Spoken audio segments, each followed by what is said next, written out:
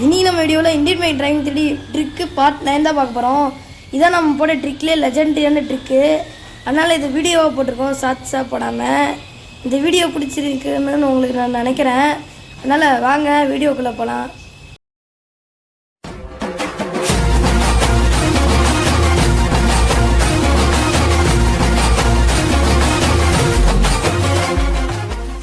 Hello guys, welcome to channel. இனி நம்ம வீடியோவில் என்ன பார்க்க போகிறோம்னா Indian bike driving 3D tricks and tips part 9 தான்.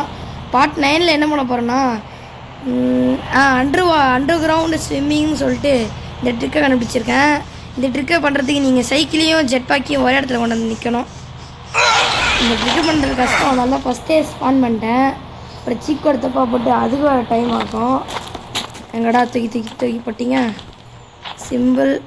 சைக்கிள் கொஞ்சம் கிட்ட இருக்கணும்.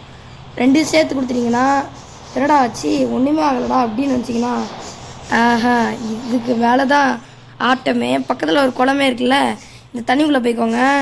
இந்த தண்ணிக்குள்ளே போயிட்டிங்கன்னா அப்படியே பிரேக்கை போட்டு நிறுத்திக்கோங்க.